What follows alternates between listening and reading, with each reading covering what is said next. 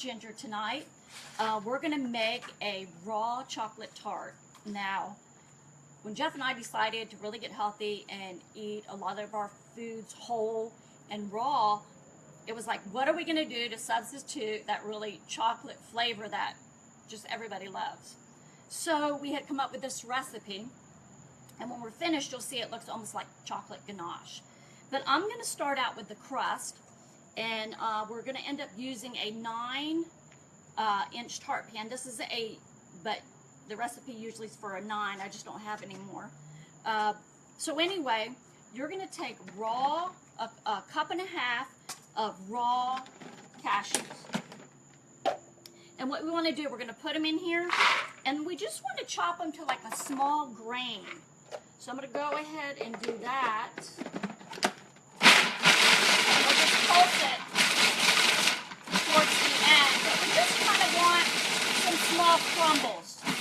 And if you do it too much, you'll end up with cashew butter. So you just kind of keep an eye on it, and I think that's good. And so if you'll see, it's still a little grainy. I'm going to go ahead and put all this in here. Okay. And I'm going to slide that out of the way. So in next, I'm going to put a half a cup of chocolate, about an 1/8 of a teaspoon of salt, Himalayan salt, and then honey. Honey is the part that kind of makes everything stick together. There's times when I don't have honey in the house, and so I'll actually use fresh dates or even raisins. Because really you just want something to stick it and hold it together. And then Jeff's going to hand me a little spatula so I can go ahead and mix this up. Thank you. Hello everybody, how are you doing tonight? And while I'm mixing this up and putting it in this tart pan, Jeff's going to go ahead and start with the chocolate filling part, which is the ganache part.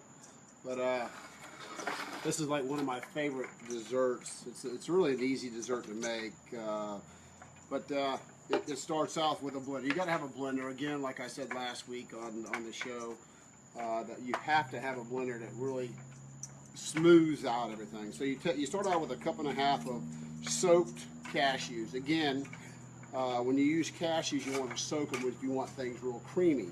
So you take a cup and a half of cashews, put it in, and then I take a half a cup of coconut oil. Now what I do with the coconut oil, the organic coconut oil, I take it, you set it out on the stove, just someplace where it's warm, so it's always, that melts it down. You don't want it in the paste form, you want it melted form. Now put that in there, and then we take 1 cup of honey. Again, you can use honey, you can use dates, agave, different ways of making it, but we use the honey. All right, we take that, and we take a teaspoon of vanilla that goes in there. And then we take a little bit of, I think it's a half a teaspoon of salt. You want a little bit of salt because you want it to have a little bit of a salty, sweet taste. I don't know if you like the way I like my desserts. I like it that way. And you take a cup of your chocolate, which would be your cacao, put it in there.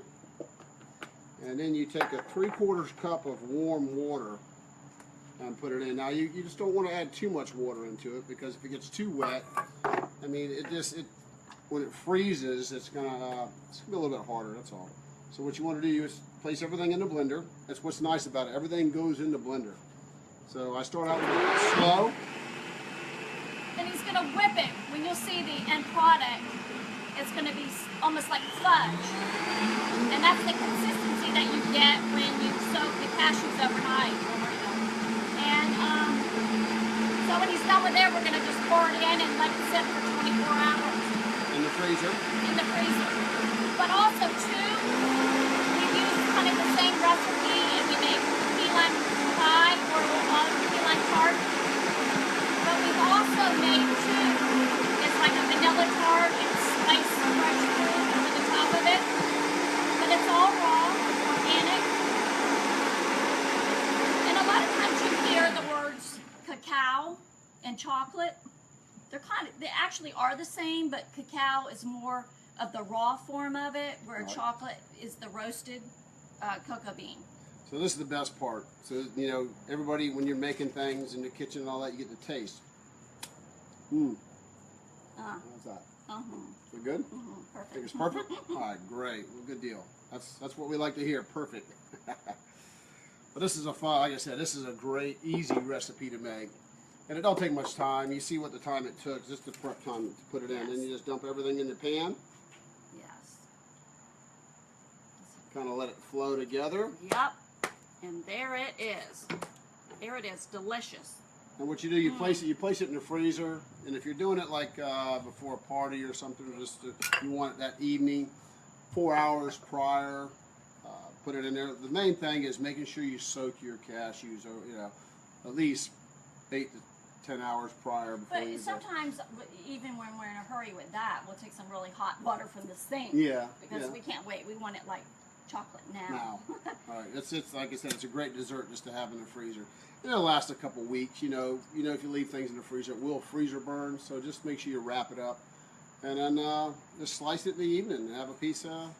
So here is a Really? piece finished. Now sometimes I use berries, and right there I have some little blackberries, organic blackberries. But then also too, I'll put in the food processor or the blender just strawberries and maybe just a hint of salt with some honey or dates just to kind of sweeten it up. And drizzle it across, and there you go. It is absolutely It's delicious. fabulous, guys. You need to really try it. It's like I said again, Healthy for you. Healthy. It's now there's a lot of calories in it, but it's healthy for you, and it is a great dessert to have when you have company over.